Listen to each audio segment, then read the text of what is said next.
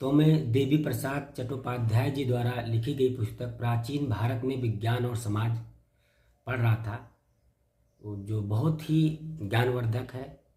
और प्राचीन भारत में विज्ञान, शैल विज्ञान, तकनीक और उस समय के समाज के बारे में बहुत अच्छे से वर्णन करती है। उसमें एक प्रकरण आता है जीवक की कथा, जो मैं आप लोगों के सामने प्रस्तुत करूंगा।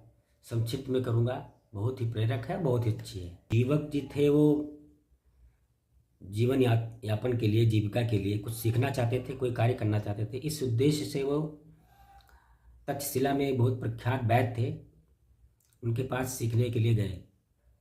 और जीवक तक्षशिला जाकर शिल्प सीखने के उद्देश्य से वैद्यराज से मिले और प्रार्थना की कि महाराज, हम शिल्प सीखना चाहते हैं और आपका शिष्य बनना चाहते हैं। वैद्यराज ने उन्हें अपना शिष्य स्वीकार किया और सिखाना शुरू किया। इस प्रकार जीवक वैद्यराज जी से 7 वर्षों तक सीखते रहे, पढ़ते रहे।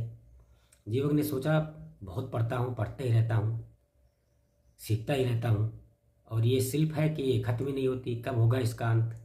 कब मैं पूरी तरह से सीख जाऊँगा और कब ये खत्म होगी? और यही बात उन्होंने वैद्यराज से बताया।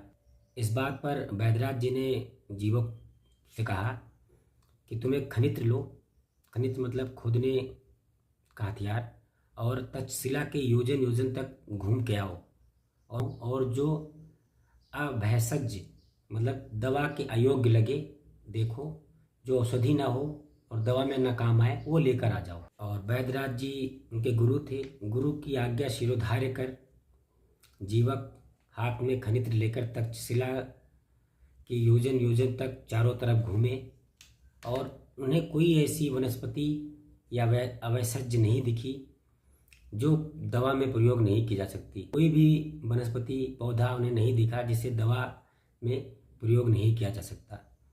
और वो खाली हाथ लौटकर वैद्यराज जी के पास आ गए।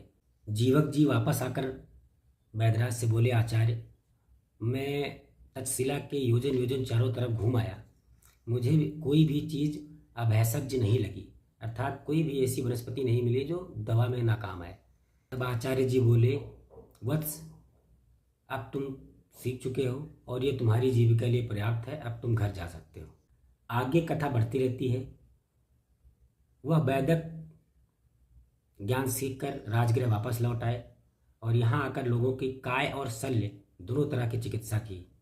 धीरे धीरे जीवक मगध के राजवैद्य बन गए। जीवक एक महाप्रसिद्ध काय और शल्य चिकित्सक थे, जो बौद्ध संघ के चिकित्सा संबंधित आवश्यकताओं की पूर्ति करते थे और बौद्धकालीन थे। विनय पिटक के महावज्ञ में वर्णित जीवक की कथा में हम जीवक के बारे में जानेंगे, जो बहुत ही बड़े वैद्यराज थे और चिकित्सक थे।